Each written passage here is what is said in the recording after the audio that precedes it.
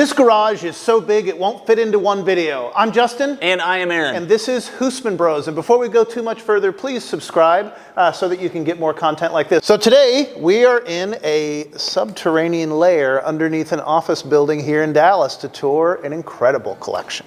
Absolutely. Definitely one of the coolest garages I've seen. I can say that right from the very beginning. So we are here at Southwest Funding and we are with Don Yount. Don, thank you very much for letting us inside your garage today. Show us around. Thanks for coming, guys. Yeah, absolutely. I mean, it's really tough to imagine where we're going to start because there's just so much that the eye is drawn to here. But I think it's probably most drawn to the middle of the room where this car is, which I believe is pretty special and unique. So tell us about this one. What we have is, this started as a 67S. It was taken back to the factory. So I call it, which I believe that most Porsche historians would call it, 67S/R. Okay. And it's got a couple unique features that you're not going to see on an S. You will see them on an R. Yeah. And a couple unique features that they had done for racing in the desert. Yeah, I see this down here. It's on one side, but not the other. Yeah. What's that all about? You know what? Just trying to get more airflow through. Yeah. It was 110 degrees where they were racing it, so they didn't have an auto parts store down the street. So that's what I love. With racing back then, they came up with it and came up with something that worked. Yeah, it's just got a couple machine screws in the grate here. Exactly. Pretty cool. Exactly. What else do we have? Just like any other R, it's got a lot of R bits on it. It's got the super lightweight hood, doors, bumpers, rear hatch that they'll throw in with the R. The R tack would come with it, and especially the R engine. Yeah. So the R engine was much more horsepower. They used a lot of stuff that was 906 to those days. Those were the parts that could kind of go back and forth. Yeah. And then the big part that I don't think that you'll see another car. I have not found one in the world that wasn't one of the 19Rs, and that they at the factory had tacked back in the rear quarter panel with the 906R oil tank under it, and then so it comes with a 906 oil tank with so that they can do that for racing. So crazy. And I see we got one windshield wiper up here. Anything in the back of the car that is unique to this one in particular? You know what? The big thing would have been the engine. We have the matching number S back in it. Yeah. Rennsport is next year. We did not source the original R engine. It ended up in R002, which is still in Belgium, and it's actually for sale right now, is where that engine is. So I do have the matching number S. But what I happen to have is I bought a 906 last year, which was the same engine that the R ran, and I've got a spare 906 engine, which is an R engine, and that goes in for Rennsport next year, so that we will have the full R setup for Rennsport. Isn't it great to have spare parts just laying around? Once in a while, especially an R engine. Yeah, right. Yeah. Exactly. I see we got a nice big open grate here, more airflow, and certainly keeping that engine cool. So the license plate is a really interesting license plate that we've got on this car. He did, after he got done using it for the Asmara Rally, which is modern day Ethiopia, he used this as his daily driver for a few months when he got the R finally from the Porsche Factory Works division. And so he threw a license plate on it and kept it as a daily driver for a few months. So if you're ever wondering what an Asmara license plate looks like, well, now you know. Yeah. Very cool. Yeah, this is such a cool car. And you found this in a barn, right? I found it in a storage container off of Northwest Highway here in Dallas. Yeah. It's amazing what you find and where you find it. Yeah, exactly. It's very lucky. I was very lucky that it was stored well. They had coated it with Cosmotine, all the paint, so the paint is original. And thankfully it stayed locked up for 40 years in this container. Wow. Yeah. And so what do you think this car is worth in the market right now? They are They are familiar with it. When I bought it back from the gentleman who bought it from me, it was me and the Porsche Museum in Stuttgart were the two guys that had made offers on it. So you bought it out from the Porsche Museum, huh? I got it. I got it from them. I got it before they got it. I think the value in there is probably just under $1 million for that. A full R is probably trading in the 5 to 7 range. This isn't a full R, but I do love the history with it. I probably would think that was probably the number that it end up trading for if we were to sell it. Yeah, but knowing what you got into it, I don't think you're selling it anytime soon. You know, it's very personal to me because I did find it years and years ago. So I'm excited, and I hope this one's a keeper. Yeah. All right, Justin. I got a 1 of 20 over here. What do you got? Well, I guess you got the crown jewel, but I'll talk about this, which is an interesting piece in the collection. So this is a 1974 Alpine Renault race car. This is an 1800cc race car. Beautiful car, classic lines. Unfortunately, by the time this 74 car got to the track, it was eclipsed by the Lancia Strada and some of the other new cars coming out. It had become a dinosaur, although dinosaurs are really neat to look at, as is this car. With 1800 cc's and just the perfect stance, really a neat car to see. There's not many of them in the United States, and so really neat to see them here. And I happen to know Don has 2 of them, so we'll probably see another when we do part 2. Now, I think Aaron's got something to talk about. Aaron, I think Aaron has something to talk about. Oh, sorry, just playing around a little bit here. Yeah, every garage that we're in has its own personality, not only through the cars that are in it, but also the decorations too. And this garage is by far no exception. Some of the best decoration that I've seen, some really cool stuff. Of course, you got that pinball to entertain yourself. Kind of got this just half hangout, half workshop area over here.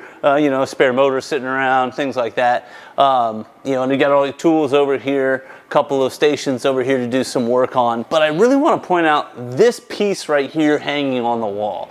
It may look like this is half a car hanging on the wall. It's because it is half a car and it's hanging on the wall. Don he did buy this, but he made the art. He didn't just buy the art. This was actually Don's car that he wrecked while he was racing. And you can see the results of it. He drove this one off of a cliff, but I haven't seen anybody who's got that kind of art hanging on the wall. This would be cool if it wasn't wrecked, but it's even cooler actually because it is. You can see some of the vintage signage up here, the old Shell sign, the old Gulf sign, a couple of trophies up here, and I'm sure there's got to be more than this out in Don's collection. All right, so this is more of the workshop area. Just wanted to come over here and show off some cool wall art, but then we've got more of the hangout area where Justin is hanging out, and he's going to tell you more about it. I don't know if hangout area is right. Probably a break area for, whenever you're working on your car in the garage, it's generally beer 30 anytime. And so this is where you might have your beer. So we've got a little place here, and I know that Don hosts parties here as well, so it's also set up for entertaining. We have a Gulf scooter, Vespa with Gulf colors, which is great, and a great little sitting area here. Now, this sitting area is unique in that it's got a coffee table made out of the cylinder head of an airplane motor. Now, every living room has couches and chairs and coffee tables and things like that, but not every one has one of these in it. And what this is the hood of a 906. Aaron, what can you tell us about a 906? Well, I can tell you there's one right here, and that's the other half of it, but you've seen the back. Let's go check out the front. All right, we're back up here where the front of the 906 and the front of the Alpine meet, and I want to show you a little bit more about this area.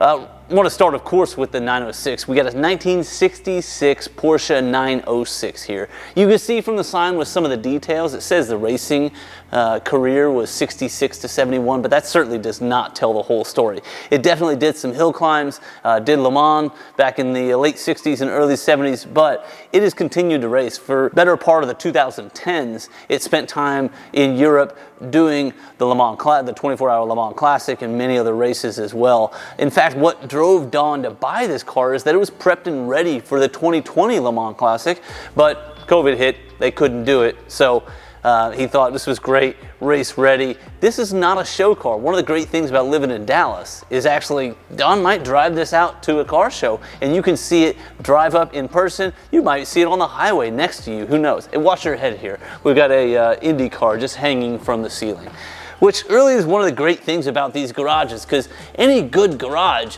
is really overwhelming to the eyes. There's just so much to see, and this one has it all, starting with the Indy car hanging from the ceiling. That is hanging a little low for my head's taste, but fantastic vintage automobile signage here. Got the old Sunoco, the Datsun, the Lotus, of course the Sinclair. You can't have vintage signs if you don't have the Sinclair dinosaur. But I think this is really cool with all of this space to hang all of these vintage signs. What do you think, Justin? This is my favorite garage thus far, but you've not been to Don's house and I haven't. That's something else entirely, a whole different vibe. I'm actually going to talk about this car and this car next. So I'm going to start with this Porsche 356. So this is a replica, and we talked about replicas in James' garage and how to spot some of those, but when I asked Don about this car, he kind of said, well, that's not mine, that's a replica. And I want to make it clear that if you just want to drive a 356, a replica is a great way to do it. But Porsche guys will always think certain things about you if you're driving one. So replicas are great, they're fun things, but don't think it's going to make you any cooler at all to have a replica 356. This, on the other hand, is the real deal. So Don is an actual race car driver, and that doesn't mean just driving cars around fast. He actually goes and does races and does the racing. When I asked him, do you own the team? He said, no, not at all. And it's a lot like having a boat. You want to have a friend that has the boat that lets you drive it every once in a while, and that's kind of where Don is. This is his Audi V10 race car. This car was raced at Sebring most recently. Really a neat car. I don't really know what to say about it other than it's crazy fast, and I'm not a huge Audi fan, but I love this one. Aaron, the Ferrari guy, is over next to a Dino. I don't exactly know how I became the Ferrari guy. I've yet to own a Ferrari, but if I was going to own a Ferrari, this might be the one.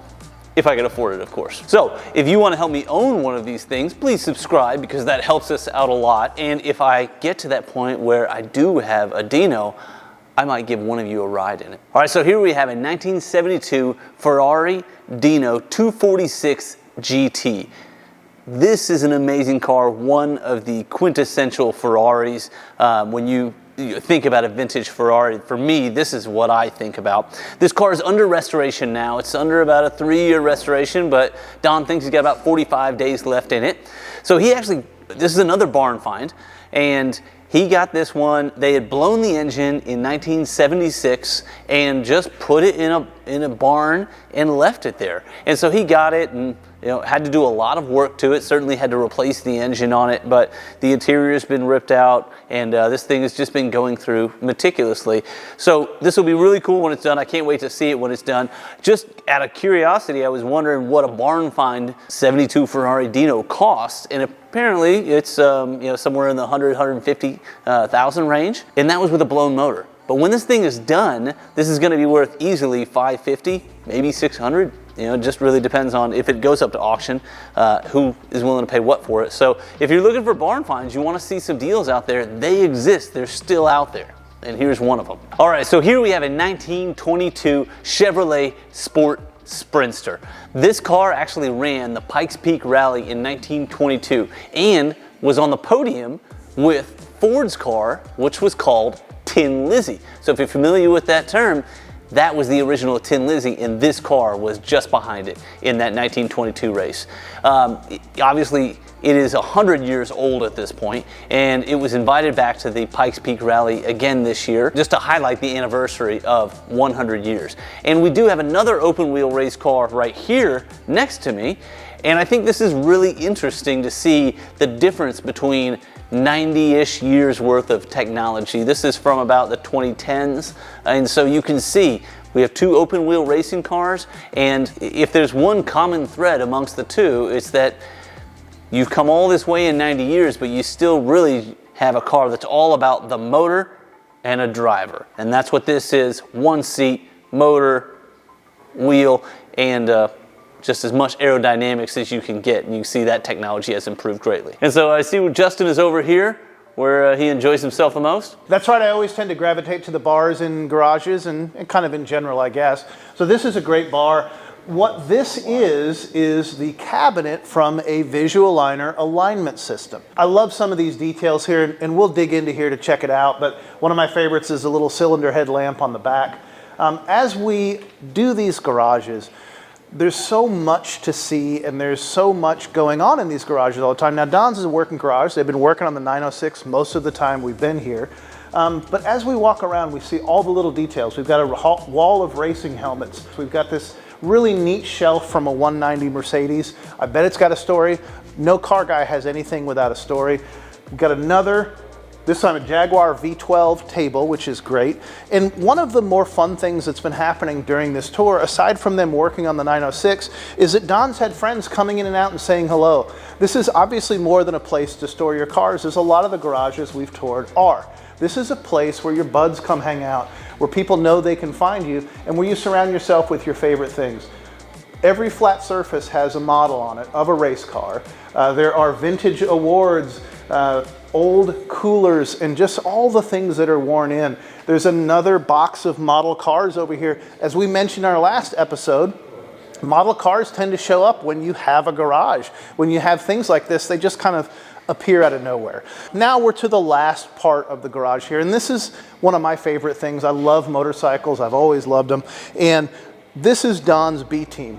Interesting bikes here, though. We have a 1971 Norton, 1948 Harley Davidson. Now, you may recognize this bike because it was actually on an episode of American Pickers. Don picked this up from Rob Wolf. 1913 Excelsior. Now, Excelsior was an early competitor for Harley Davidson. They're not around anymore. No one's bought the name, so you're not going to see one anytime soon. Really neat to see an Excelsior in the flesh. And then a 1971 Triumph. I love my English cars. I love my English motorcycles just as much, and I think this is a really neat one. Low bars. White motorcycle, orange stripes. I love stripes. I love Triumphs. Can't go wrong. What an incredible garage. Wow. Wow is right. What an amazing, amazing place. Yeah, now you've never seen this particular garage before. I've never either. been here. I've been to Don's house. We're going there for our next episode. This is a two-parter. This is only half of the stuff. But this is new to both of us today. It is new both of us. So do you have a favorite here? That's a tough one, right? That's almost impossible to answer. I mean, favorite art, I got to go with the wrecked car on the wall, but just favorite driving car, the story behind this 67 Porsche here is amazing. You know, that's super cool. I agree. For me, it's the 1922. I wasn't joking when I said I would daily drive it. You know that I said for many years, I just want an open top car to drive around like that. And you back it up with the convertible, always down. Right, but that's the kind of, well, that doesn't even convert. That wouldn't even go up. I guess it's a VUBL. So I don't know. That's what I like. So that's my favorite thing. But there's too much. You just can't pick anything. I mean, not one thing that's the best here. It's all the best. Absolutely. I mean, just even the decorations. We didn't really make it in the bathroom, but you got to check it out. It's fantastic. I mean, really, I don't know that there's a square inch of this garage that you wouldn't look at and just say, wow, that's cool. Yeah, I mean, it's great. And I can see why Don's friends come in and out to hang out. I mean, I would. I hope that I could just start showing up here at some point soon. If he's got Wi-Fi, I might be working from here.